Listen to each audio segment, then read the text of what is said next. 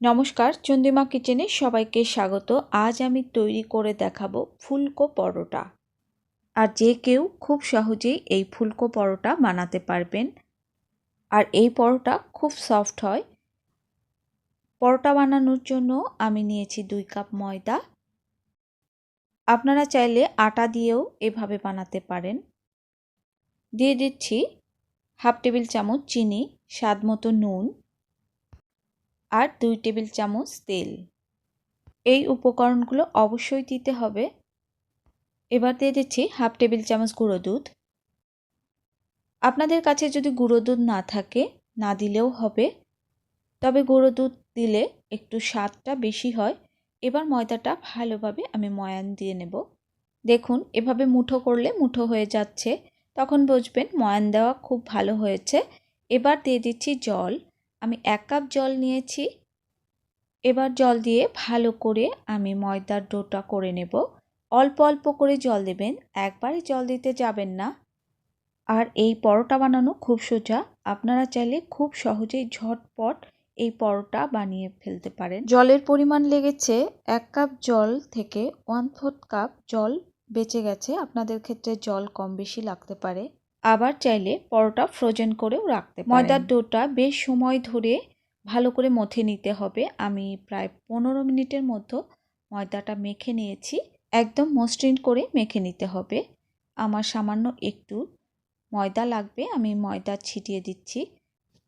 দেখুন ডোটা ঠিক এমন হবে, খুব শক্তও না খুব নরমও হবে না।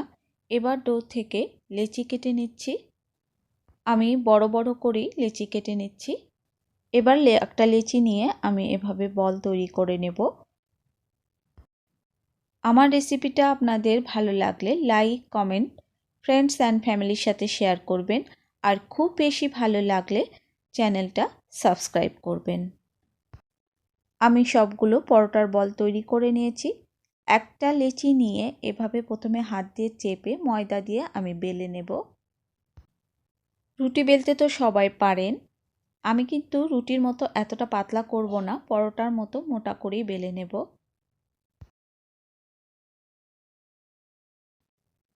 পরোটা বেলা হয়ে গেছে। এবার পরোটার উপর আমি তেল দিয়ে দেব। খুব বেশি পরিমাণে কিন্তু আমি তেল দেব না। এবার হাত দিয়ে পরোটার উপর তেলটা আমি ছড়িয়ে দেব। আমি আর একটু তেল দেব। তেলটা আমি পরোটার উপর ভালোভাবে ছড়িয়ে দিয়েছি, আপনারা দেখেই বুঝতে পেরেছেন। এবার আমি কিছুটা ময়দা হাত দিয়ে এভাবে ছিটিয়ে দিচ্ছি, আর এটা কিন্তু অবশ্যই দিতে হবে। এবার পরোটাটা আমি ভাঁজ করে নেব। বলে বোঝানোর কিছু নাই, আপনারা দেখে বুঝে নিতে হবে। পরোটা 2 পাশ থেকে ভাঁজ করার পর এভাবে হাত দিয়ে চেপে চেপে দিতে হবে।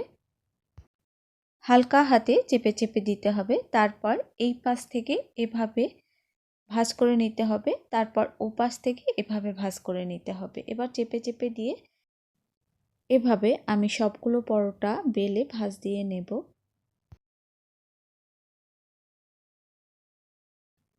আপনাদের বোঝার সুবিধার্থে আমি আরও একটি পরোটা বানিয়ে দেখাচ্ছি।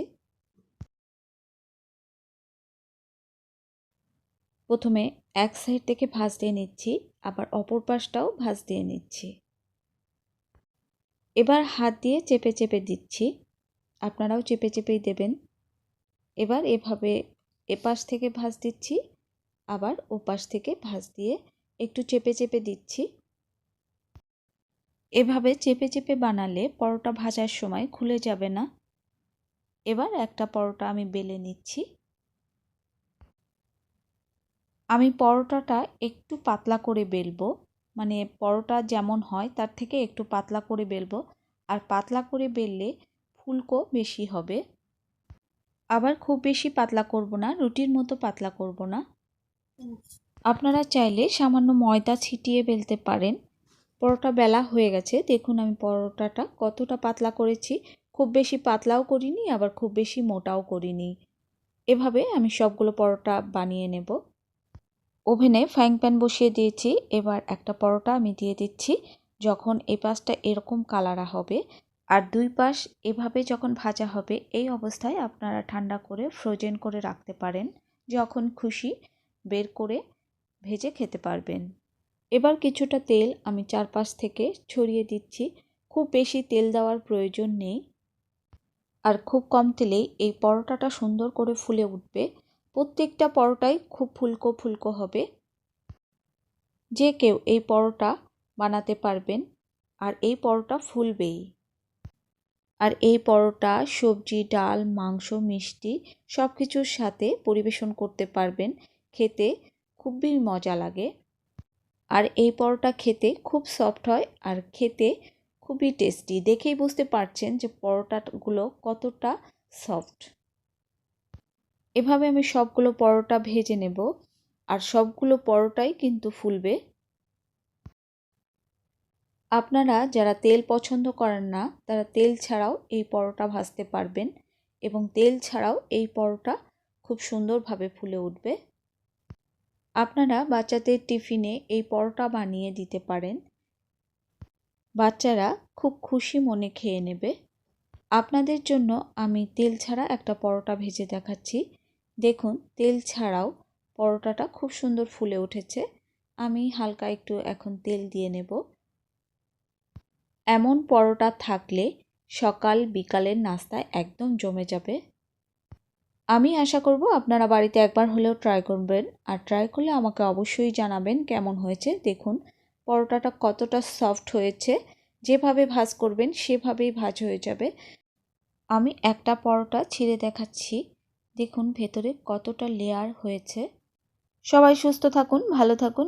আবার দেখা হবে অন্য কোনো নতুন রেসিপি।